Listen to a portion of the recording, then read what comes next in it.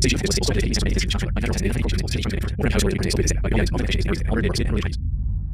Phantom of Heilbronn.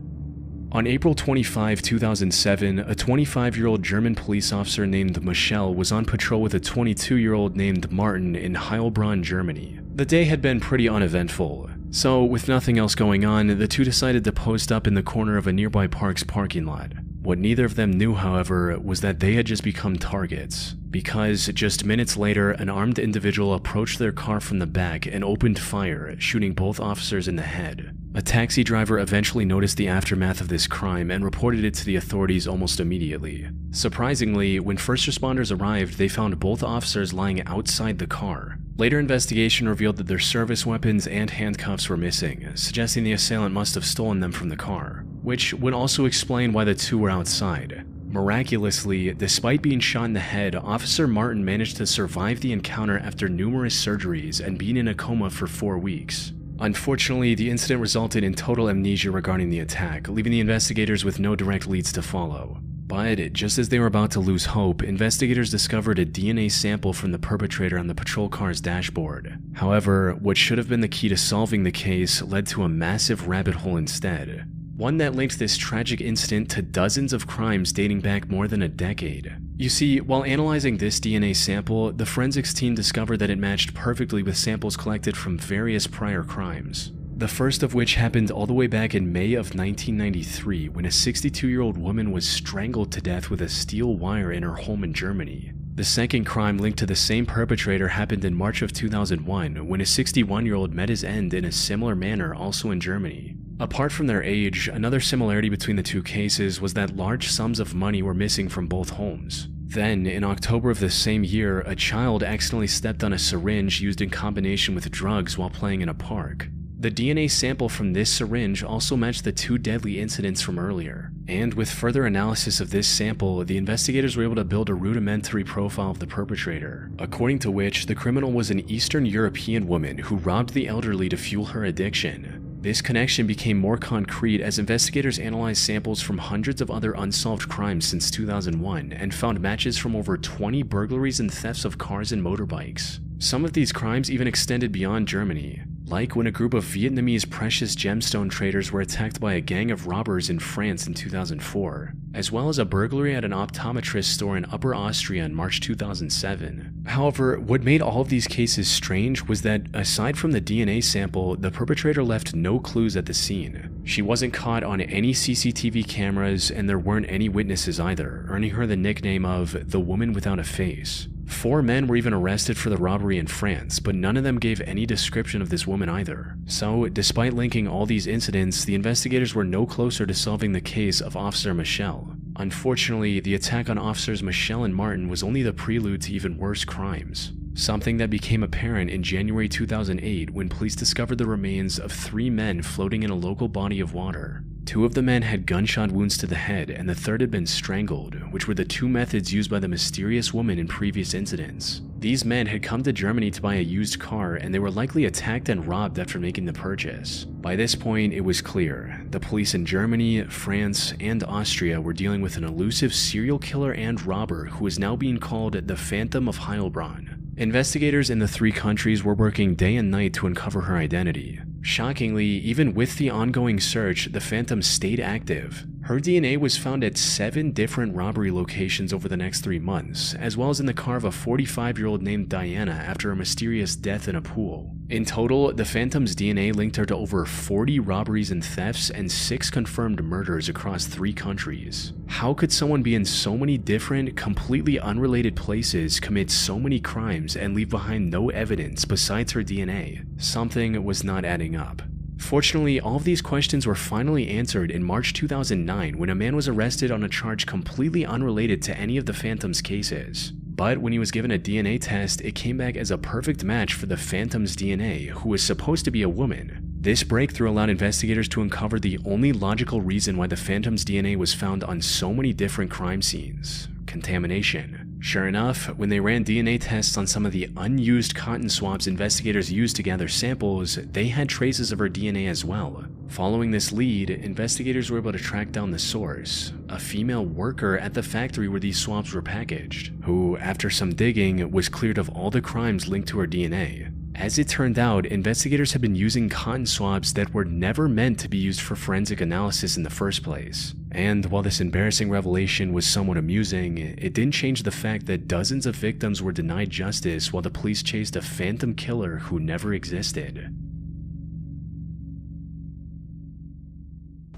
This is an 11-page report with a staggering amount of information that data brokers can collect about you and sell for a profit.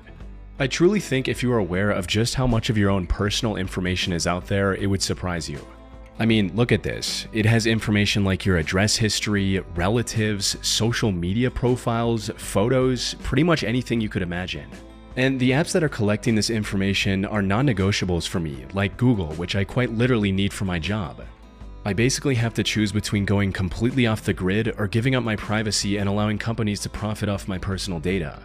However, thankfully, there is a third option, Aura, the sponsor of this video. Aura will actively protect your privacy by automatically identifying data brokers selling your personal info and removing it permanently on your behalf. There are a lot of services out there that offer this kind of thing, but what I like about Aura specifically is the many other features they offer for the same price, like identity protection, a VPN, an antivirus, and also a password manager, along with a few others. Try Aura free for 14 days at aura.com/chillingscares. In those 2 weeks, Aura will get to work scrubbing your personal info off these data broker sites. The Manchester Pusher.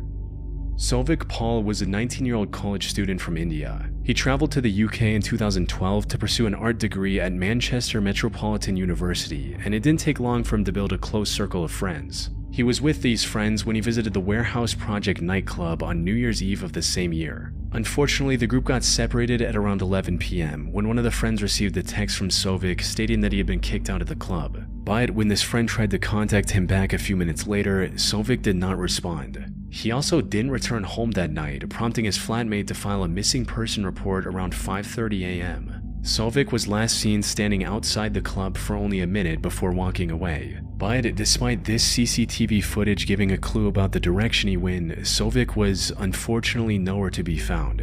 The breakthrough in his search came on January 22nd when a team of divers discovered his body in the Bridgewater Canal near Old Trafford Stadium.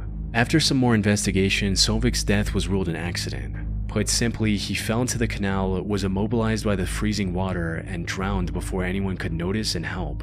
However, while the official investigation didn't find any injuries or signs of foul play, for many, Souvik's death wasn't an accident at all. To them, he was the latest victim of the Manchester Pusher, a mysterious serial killer who targeted young men around the Manchester area and ended their lives by pushing them into the many bodies of water scattered throughout the city. The idea of this serial killer was first popularized by a 2015 article written by psychology professor Craig Jackson after he noticed that over 85 mysterious drowning deaths had occurred in Manchester since 2008.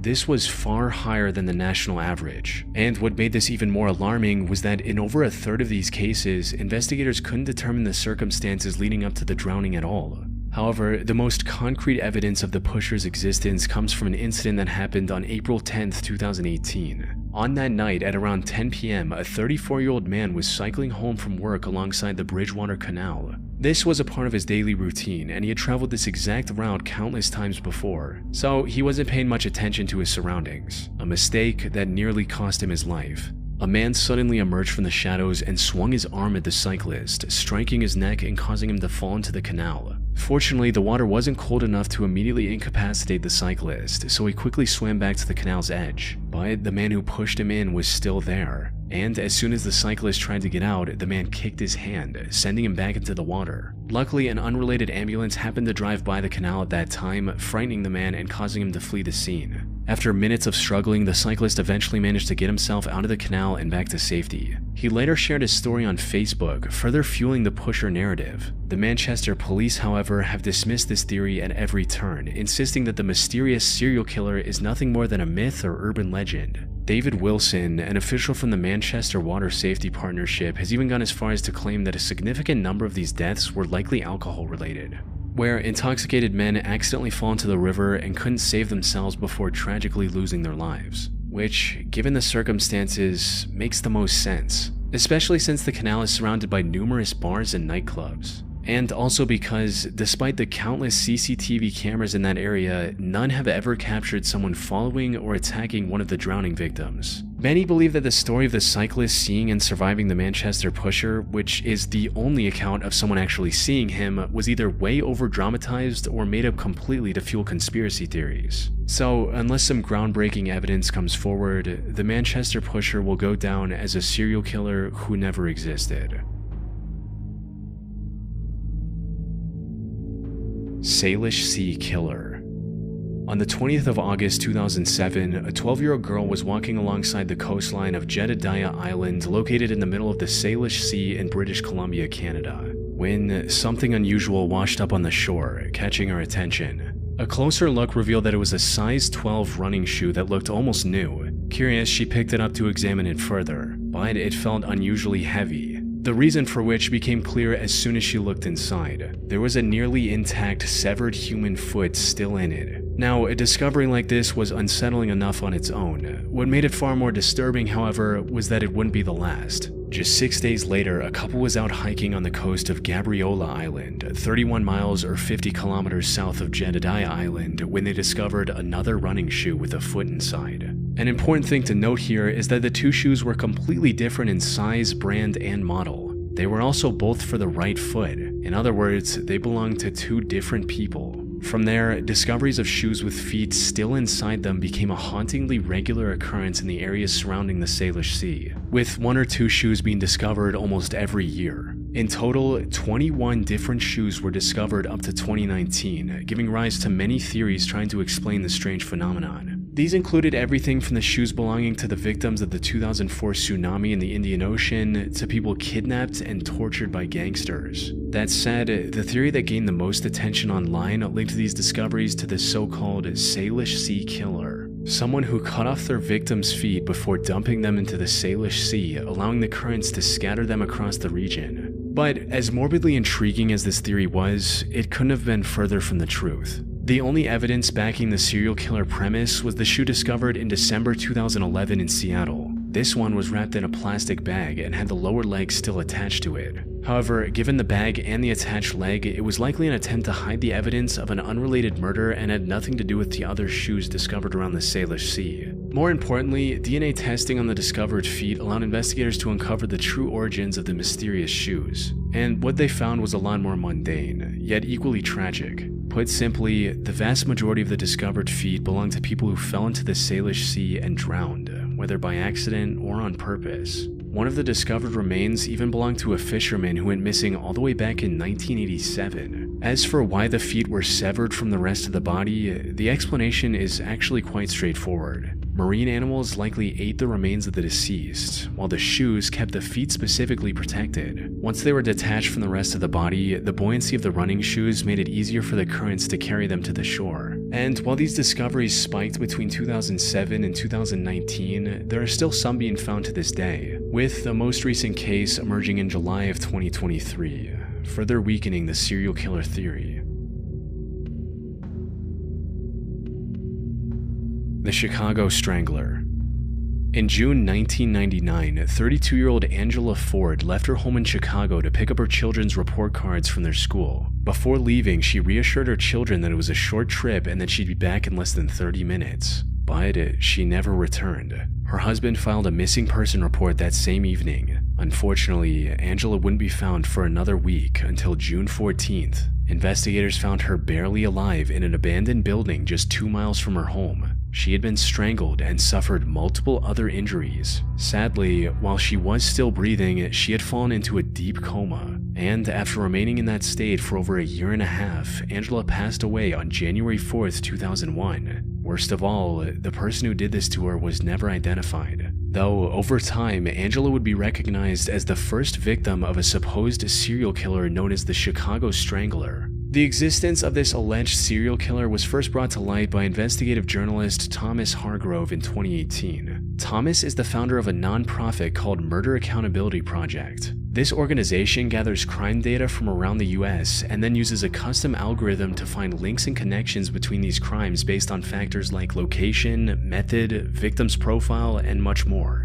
In 2014, Thomas's algorithm even helped the police tie several horrific crimes to a single suspect, eventually resulting in the arrest of Darren Dion Van, a serial killer who later confessed to ending the lives of 7 different women, though the actual number could be as high as 18. Put simply, Thomas's organization and algorithm are proven to be effective at solving real cases, which is why it drew a lot of attention in 2018 when he proposed the existence of the Chicago Strangler. According to Thomas's report, the Chicago Strangler is believed to have claimed the lives of as many as 51 women, beginning with Angela Ford in 2001. And at first glance, the similarities between these dozens of incidents are striking to say the least. All of these victims are women, mostly African American descent. Many of them also came from the city's poorer neighborhoods. Most importantly, the methods used in some of these cases were eerily consistent. Like 21-year-old Teresa Bunn, whose remains were discovered in a flaming dumpster in November 2007. And according to a later autopsy report, she was more than likely strangled before the perpetrator discarded her in the dumpster and set it ablaze. Then, just a few days later, the Chicago Fire Department also discovered the remains of 52-year-old Hazel Lewis, who tragically suffered the same fate as Teresa. Those are just 2 of multiple examples where the victims took their last breaths under similar circumstances. Thus, the conclusion that they were all committed by the same person or group, the Chicago Strangler. However, not everyone agrees with this assessment. Critics of the serial killer theory argue that while the number of victims at 51 seems absurdly high at first, it averages out to about 3 per year, which, given Chicago's population of over 2.6 million, is